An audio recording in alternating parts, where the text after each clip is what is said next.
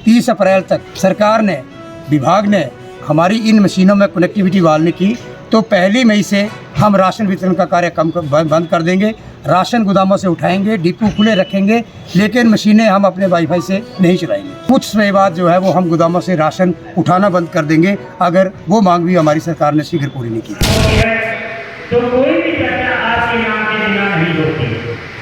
भाइयों की तो उसके लिए आपका बहुत बहुत धन्यवाद।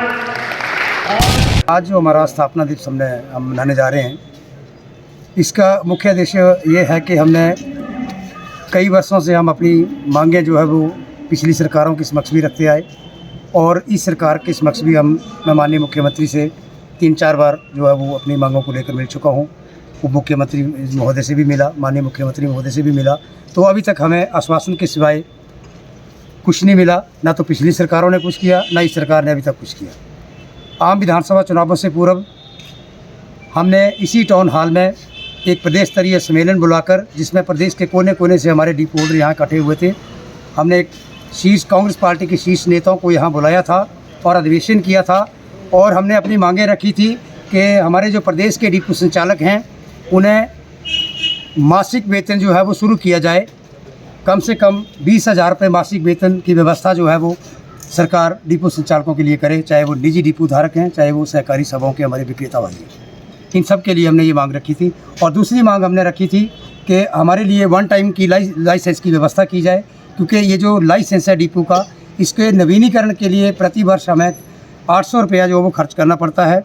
और दुकानें हमने किराए पे ले रखी हैं, चाहे वो निजी डिपो धारक हैं, और अधिकांश जो सहकारी सभाएँ हैं प्रदेश में उनके पास भी अपने भवन नहीं है, तो उन्होंने भी अपनी जो दुकानें हैं राशन रखने के लिए, उनकी व्यवस्था उन्हें खुद करनी पड़ती है और 20-20 हज़ार रुपये तक भी हमें जो दुकान का किराया मासिक हमें भरना पड़ता है।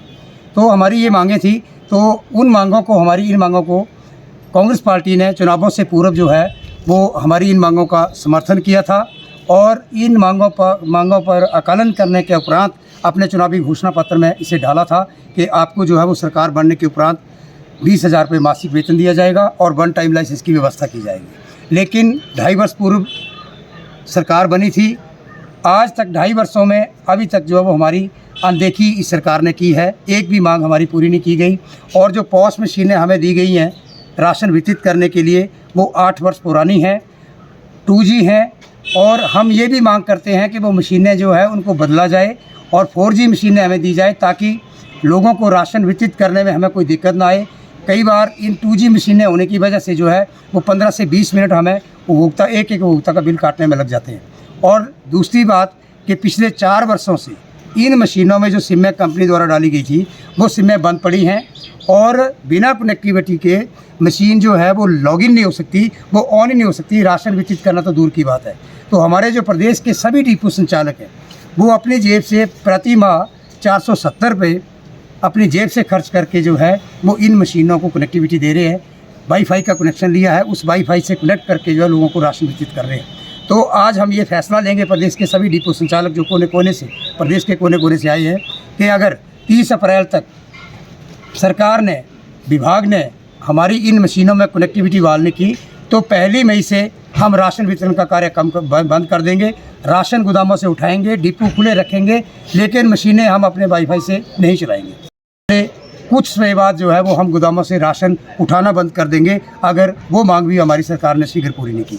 हमने आपदा के समय सरकार का भरपूर समर्थन किया। सरकार को हमने पैसा एकत्रित करके जो है वो चेक दिए, चेक के माध्यम से पैसा दिया। और जब हिमाचल प्रदेश में उपचुनाव हुए, उन उपचुनावों में भी कांग्रेस पार्टी के समर्थन में, सभी प्रत्याशियों के समर्थन में हमारे जो डिपो संचालक थे उन्होंने तन मन धन से कांग्रेस पार्टी का सहयोग किया है और सरकार का भी हम आज तक सहयोग करते आए हैं। लेकिन अब जो है वो पानी सर से ऊपर निकल चुका है। अब हमारा सब्र का बांध जो वो टूट चुका है। अब हम संघर्ष करने पे उतारू हो जाएंगे और संघर्ष हमारा तब तक चलेगा जब तक हमारी मांगें पूरी नहीं की जाती।